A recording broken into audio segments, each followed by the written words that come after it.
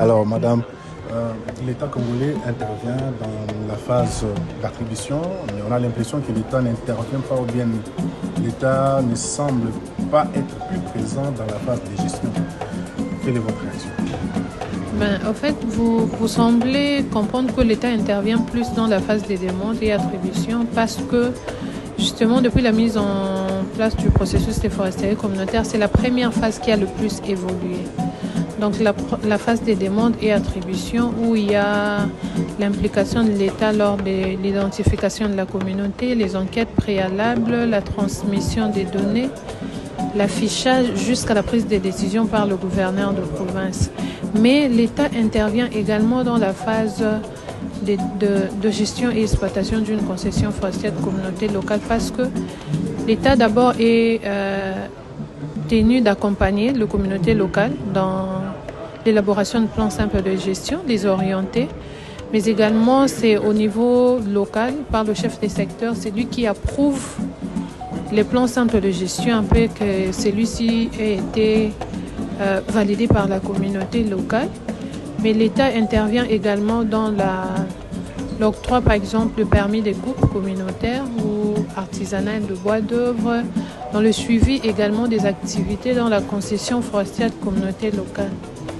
Parce que le plan simple de gestion s'exécute sur 5 ans. Et la communauté locale a une durée d'évaluation qui est facultative. Donc elle peut choisir à la première, deuxième ou troisième année, ça dépend d'une communauté à une autre. Mais également, l'État doit faire les suivis, l'évaluation à la 5e année qui est l'évaluation obligatoire, à la 5e année de l'exécution du plan simple de gestion.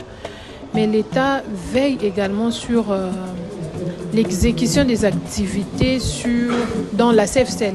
Ce qui fait que l'État a la possibilité de suspendre par exemple une exploitation, une activité dans la CFCL lorsque celle-ci est faite sans respect de la réglementation en vigueur. Donc l'État joue un rôle crucial dans toutes les phases du processus des foresteries communautaires en République démocratique du Congo.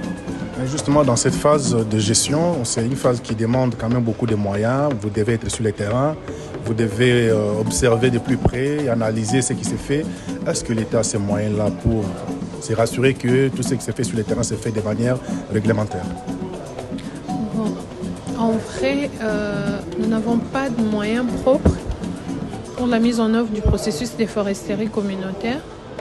Ce qui fait même que depuis les débuts du processus, vous voyez que ce sont plus nos partenaires qui accompagnent la communauté locale sur le terrain parce que l'administration a aussi la capacité ou la compétence d'accompagner une communauté locale.